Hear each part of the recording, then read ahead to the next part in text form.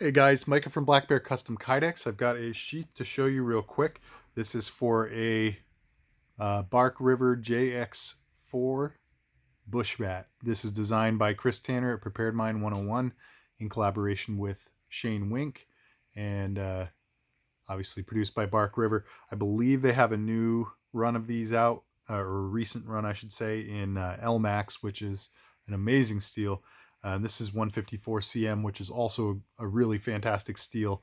So I would definitely recommend checking this knife out if you're looking for something EDC, bushcraft, maybe even self-defense. It's a really cool knife. Just kind of meets that. It really scratches the itch of like something in that perfect size range that you could carry around every day or throw in your pack.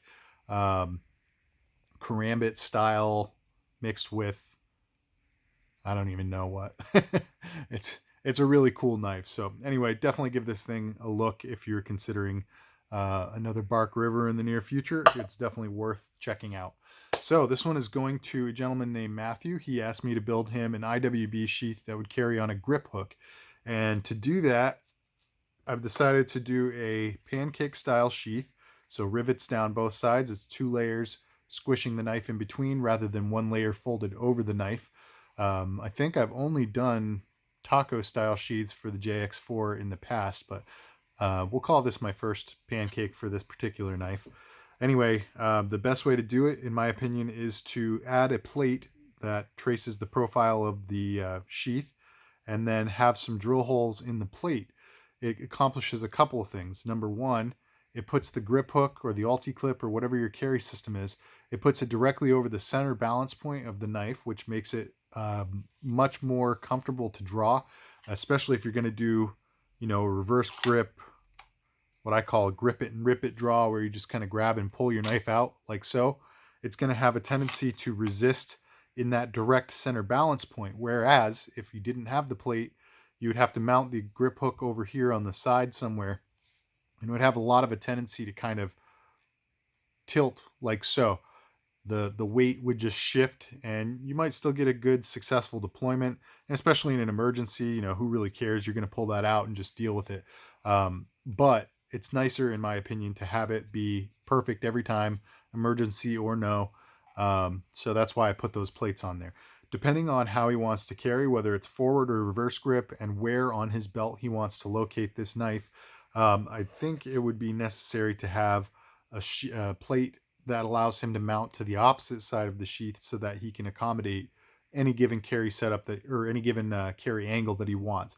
So that's what you're seeing here is just a mirror image identical plate. It's got all the same spacing, all the same drill holes, fits identically. So you got that. And then the other thing that the plate does, actually, you might be thinking, well, it's going to make the overall sheath bulkier. And you're kind of right, but kind of wrong. You're right in the sense that, yes, from front to back, the material thickness is obviously going to be increased, probably about a 1/4 inch thicker. And that might seem like a lot. But when you consider the advantage that it gives you on the placement of your grip hook and the fact that if you are going to place the grip hook in the center, it's going to need to clear the mouth of the sheath. So when you start adding handle scale bulk to the thickness of your blade stock, you actually do need to elevate that clip away from the blade so that it doesn't create any spacing issues.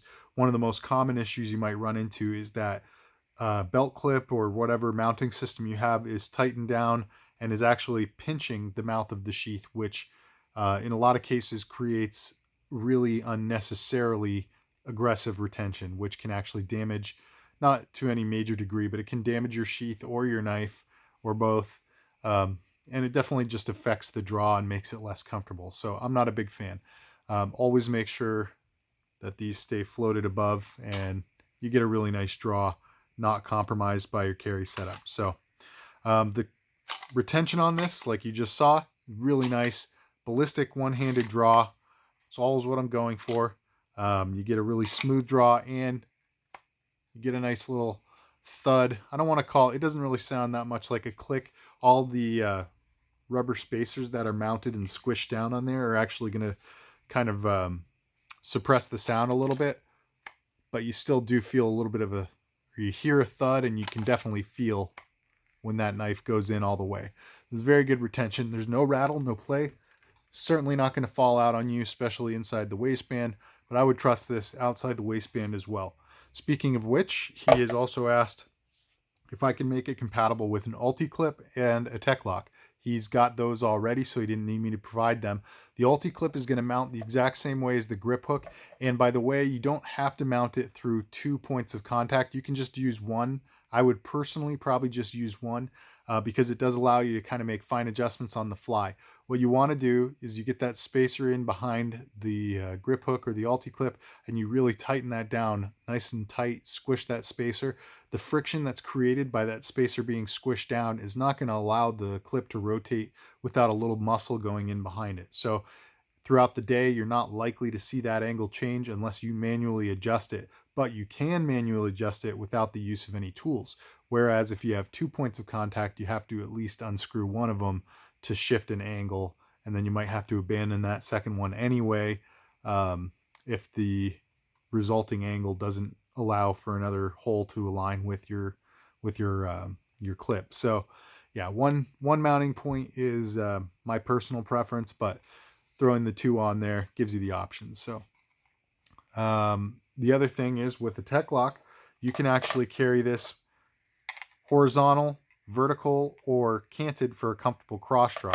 What you're going to want to do typically is use, if you exclude this first eyelet up here, so the second, third, and fourth on top, and then the first 3 on bottom, those are spaced identically, and they're going to allow you to kind of cheat the angle a little bit. So you can go like so,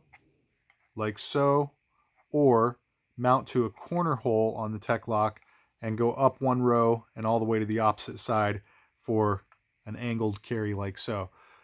Sorry if I was out of frame on any of that. It's a little bit hard to see the screen as well as pay attention to what I'm doing. So anyway, it would result in an angle like this. So maybe if you wanted to wear it on your left hip and have the handle tilted up for a right-handed cross draw, you could do that. By nature, everything is ambidextrous about this sheath, so you can work that out. One other option with the Tech-Lock is, instead of mounting only to the eyelets, you could actually mount the plate onto the sheath and then find a ton of different ways to carry this by combining whether you're going to use or combining the mounting holes that are in the middle of the plate with the outside of the plate. So you have an absolute ton of different options. And if you just kind of like throw one of your Chicago screws through the Tech-Lock so it's kind of going through the plate and the Tech-Lock, you'd be able to create that little anchor point, swivel point, and then you can just kind of rotate your sheath and find all the different angles that are compatible. And remember, you can also cheat the angle. So if it's close but not exact, like this one here, you could definitely make that work. So yeah, you can imagine that's just with one anchor point, but you can do that to any of the other anchor points on here and find a pile of different resulting angles. So that's the carry setup rundown. The pattern on here, in case you guys are wondering, this is Reaper Z Hunter Orange. So the pattern is Reaper, the variation is Zombie, and you can see all the little zombies on there. They're kind of cute. You got the biological hazard symbol there, and then Hunter Orange is the color, obviously. So really cool little setup. I like the color on this too. I love the subdued black over that border that you're seeing here, that beveled edge. I just think it's a really cool look, especially from afar. I really like that. And then, he doesn't know he's getting it yet, but when he watches this video, he will. I had just enough Reaper Z Orange left over to make a wallet. And I'm pushing my wallets lately because I just re-engineered them and started forming them differently using a die forming process rather than pressing them in the press. And what the die does is it gives me a much crisper definition on these, and they actually come out identical one after another. So really you can see how crisp those lines are on there, and it's such an upgrade, I think, to just squishing them down with the foam. The foam is great for a lot of things, but for something like this, the die forming process, I'm really pleased with. So let me give you a quick breakdown on how the wallet works. I will be offering these soon on my website, so if you're interested, definitely keep your eyes peeled. Go check out my website store periodically.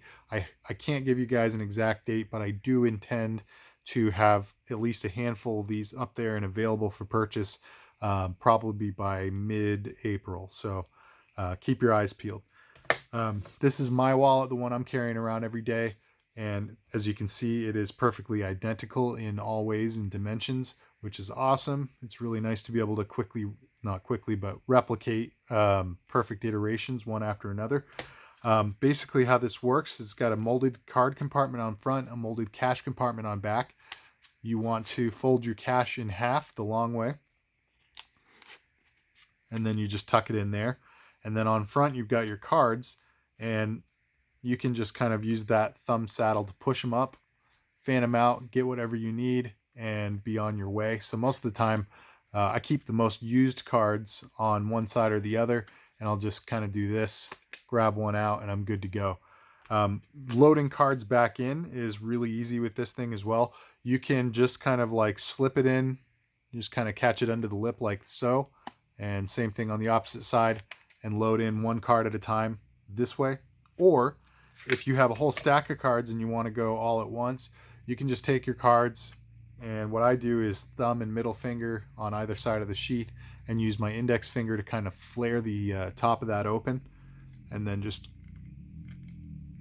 use your corners of your cards to get in there. Do the same to the opposite side, and all of a sudden you can just slide them down in there.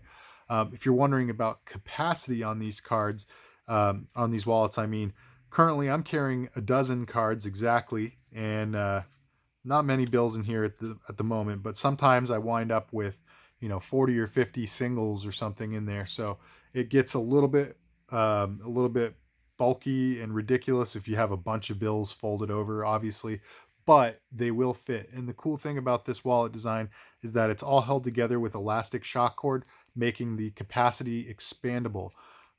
Just to give you an idea, if you go down to the lowest number of cards, you could have just one card in here. It's gonna rattle on you. And I think the perfect number of cards, I want to say, is like 7 or 8, where it will fill the compartment without actually expanding it any. So you do have a range. But if you need to place a custom order for more or fewer cards, I can actually use a different insert in my die. I designed it this way so you can swap out the prop itself, and I can create a larger or smaller compartment for your cards or your cash. So anyway, just kind of plug in that. Let me know what you guys think of all this gear. Really curious to know what you think of this inside the waistband / inside the pocket design.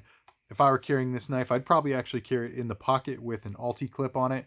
That's something that Gary from C2G Fab started, and a bunch of us have kind of adopted it as well. It's just a really nice, clever way to carry an EDC sized knife. So let me know what you think of this sheath. Let me know what you think of the JX4 Bushbat, and let me know what you think of my new re-engineered wallet design. I am always looking to test new ideas and new products on the market, and so far this has been getting a pretty positive reception. Actually, a few videos back, Tops Knives commented on this thing on a video, and made a comment about the wallet, so I was pretty happy with that. I was like on cloud 9 for a couple days. So all right guys, thanks so much for listening to me ramble for a little while here, and I hope you enjoyed all this stuff. Let me know what you think of it in the comment section down below. If you like all this stuff, if you like this video, hit that like button. If you like my channel, I ask you to subscribe, and certainly share this with all your friends. Thanks for tuning in. Stick around for the next one. God bless.